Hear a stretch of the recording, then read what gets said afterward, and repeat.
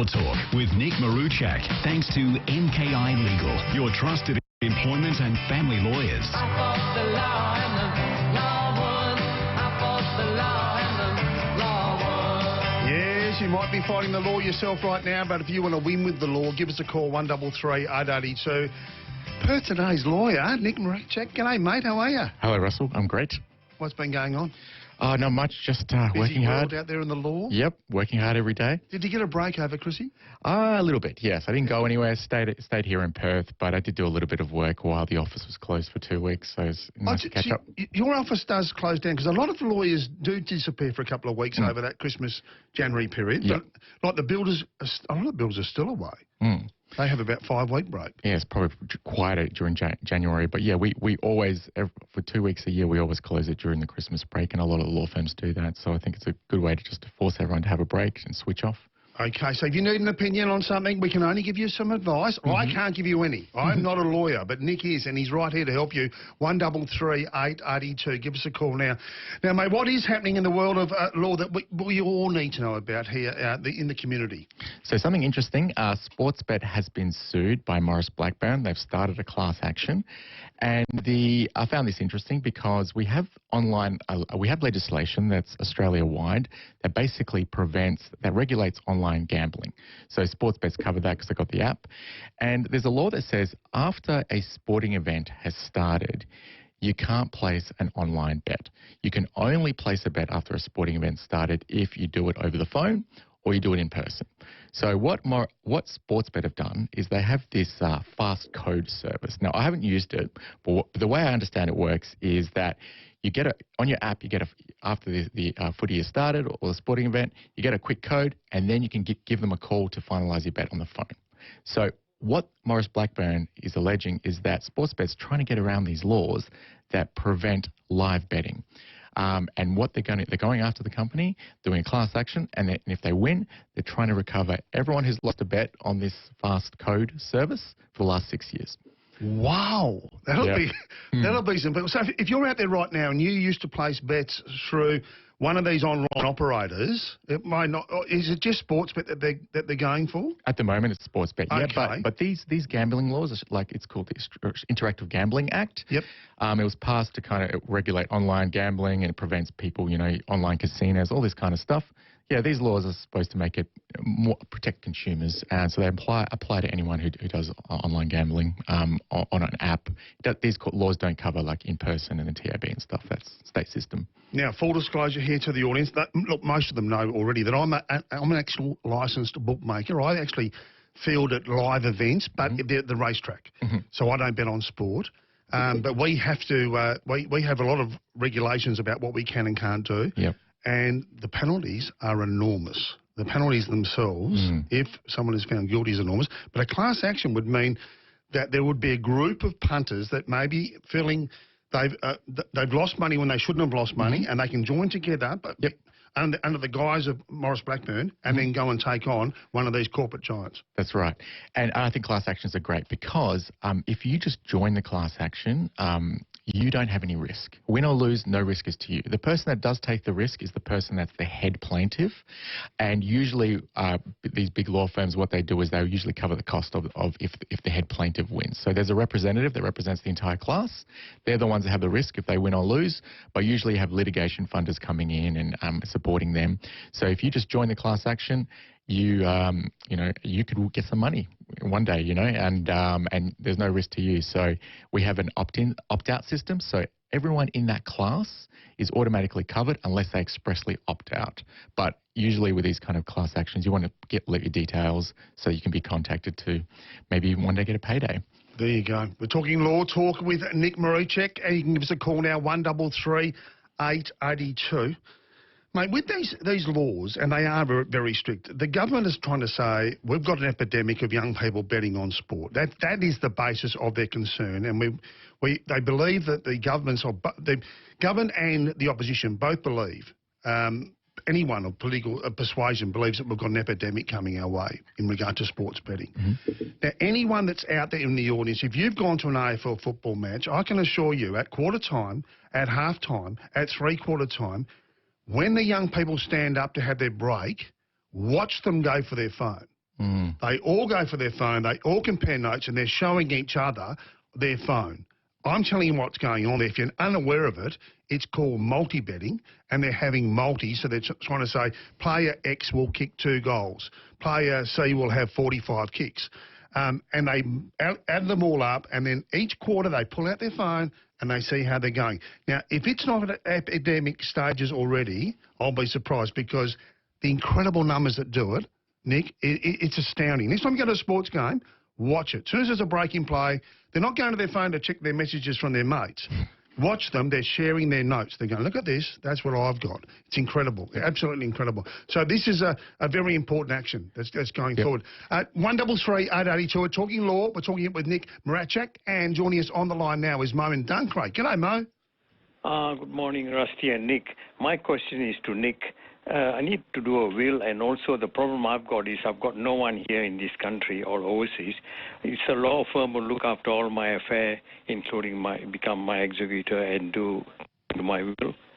Yeah, Mo, great question. So basically, if you pass away without a will and you don't have any family members, the government gets your assets if there's no one to trickle down, right? I think you go up to just first cousins, or cousins will be the last line of relatives. So in your case, if you don't want the government to get it, set up a will. You can find there's lots of great charities out there that will that are well deserving of some finance and some assistance. And in terms of your executor, you can appoint a lawyer. A law firm can do it, so go meet them beforehand. There's also services like the public trustee and stuff like that. They do charge a percentage. And there's also private companies that act as executors. But if you're going to go down the private companies, just check how much they charge, because sometimes they end up charging a percentage of the estate, and it could work out a lot more than, say, if a lawyer did it at an hourly rate. So, yeah, lots of lawyers would happily do that for you, and they can hold on to the will, and you can also leave your will in the wills bank. And Nick, just for Mo, and also for our listeners, what's the average cost of getting a will put together? I know they can all be very different, but just a rough cost for somebody who's got a house, some assets, a car and a bit of cash. What would be an average cost for somebody? Like a simple will, $200, $300 at a lawyer, that's right? all? Maybe $400, right? Just depends, but under right? $1,000. Oh, under $1,000, right? They're very simple. A lot of lawyers have templates where you just plug it in. Cool. And a lot of wills will just say, I'm divide my entire estate in this way. So you don't have to list every asset individually. Yep. So, but the more complicated, the more the cost. Would that be correct? They get more complicated if you set up like a trust, right? So stuff like that. But you can also get the will kits. You can get them online. They even go on cheaper online. And these online services generally pretty good, right? So, you can get them for $150, $100. All you have to do for a will is just have it signed and witnessed by 2 people. That's it. Now, just on that, sorry, Mo, just 1 second. Nick, if you're looking online, you've got to be very careful with who you're dealing with, don't you? If you're looking at these online wills, because some of them are not actually, they're a cover for somebody that wants to get all your details. Be very careful. Online scams are so prevalent these days. So there are a few reputable online companies, but be careful because, oh man, there's so many people getting scammed these days. Good on you there, Mo. There you go. So under $1,000, all easily and done. It is 11:15. We're chatting law here on Perth today with Nick Marachak. It's 133 882 is our talkback line. Give us a call. 34 degrees outside. Back shortly on Perth today. And we're talking law with Nick. Nick Marachak is in with us. 133 882 is our talkback line. We're going straight to the talkback line. We've got Anthony in Huntingdale joining us. G'day, Anthony. Thanks, guys. My daughter works for a major retailer at a shopping centre, and they have a supposed dedicated staff parking, and the people that control the parking do not police it or haven't even got it marked. So when she wasn't able to park in that spot, they'd given her a ticket. Now, the people at the management have told her not to pay it, but for about 4 months now, she's been getting 2 to 4 letters per week threatening her legal action, saying that it's going to double or triple, telling her that they're going to ruin her credit rating, and she's actually on the path of trying to buy her first house, so she's losing sleep over it. Okay, so is this are these parking operators a private parking operator, or is this a fine from the WA government? It's private. Okay, so when it comes to these private operators, they're technically not fines. What they do is they can go to court and they can enforce it as something as a liquidated debt, right? As a breach of contract claim. And my understanding is a lot of these places, they threaten you and they never end up going to court. But technically they can go to court. Now, it's not going to affect your daughter's credit record off the bat, because the only thing that can affect the credit record is utility companies and finance companies, right? But it can affect the credit record if they lodge a claim and they actually sue her and it goes to court. So that's a risk you take. When it comes to these private operators, a lot of the time you can just take the risk and not pay it and it will go away, right? Because it's not really worth. It costs like $300 for them to lodge a claim in court to pursue this fine. And you can challenge it in court by saying you have to give me a pre-estimated damages, right? You have to prove that this is how much loss you suffered, and that's something that's hard to do. But here, I think that the employer should pay the fine, right? The employer sounds like they had an obligation to provide a parking. That's potentially a contractual obligation, and they didn't provide it, and that's the loss they suffered, right? If it was a contractual obligation, they have to pay it. If it was just a goodwill thing, then maybe the employer doesn't have to pay it. But I think the first step is to try and get them to just to pay it and go away, because it's just extra stress your daughter has to deal with, especially if she's young. And if they do go to court and it is on a record, then it's just, that could affect getting a loan in the future. And Anthony, just on that, mate, what was the amount of the fine? It's about $160. Surely the employer could pay that. Yeah, and you can negotiate them and go, look, I will give you $40 if you resolve it, and they might take that as well, right? Yeah. But look, if my friends have got these fines for these private operators, I tell them not to pay, they risk it, right? But it's always a risk, right? So that's, and some people have the appetite for that, some don't. But if this was a fine from the government, you have to pay it because you can end up losing your license. But this is just a private operator car park, so... There you go, Anthony. I hope that's some help, mate. I'm sorry to hear your daughter's getting stressed about it. I'd go front the employer. That's what I've been doing. And if not, I'd be offering them $40. As Nick said, I think that's plenty enough for the inconvenience of parking in their parking bay. Good on you, Anthony, there in Huntingdale. Mike joins us now. G'day, Mike. How we going, fellas? All right? Yeah, good, mate. Good. All right, so this is my situation. I'm in a commercial, industrial, small estate, and my neighbour next door in the factory unit has put a camera up on the wall, up high. He's put it there quite a number of years ago without no body corporate permission, just installed it himself. And it faces not only in front of his unit, but out into the car park as well, which is common area. But just recently, he's been threatening to use the footage against us. And I was just wondering, is he allowed to, be on the front of his, into the common area? Because nobody's privy to view the footage except him. So this is a piece of legislation. Simple legislation is called the Surveillance Devices Act of Western Australia, and it prevents two things. One is recording a conversation, audio conversation. You can't record audio conversation that's a private conversation, right?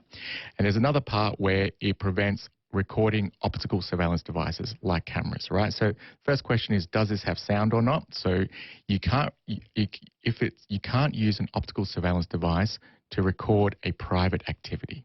So if there's some sort of private activity happening, then you can't use cameras, right? And so I would say don't place cameras in someone's backyard or anything like that. Public spaces is fine, on the road is fine. But if it does record a private activity and you haven't given him consent, that would be against the law and you can report that to the police. So the question here is being in the car park a private activity or not, right? And potentially it can go one way or the other. So I would kind of say to him, look, you're breaching the Surveillance Devices Act. Don't record. I want you to remove it. Otherwise, you can go to the police, and the police will come in and they'll make a decision whether it's breached or not, and that might scare him into turning it away. There you go, Mike.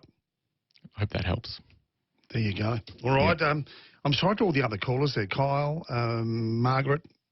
Sorry about that. We can't get you. We've run out of time. But good news is Nick will be back next week with Bowie.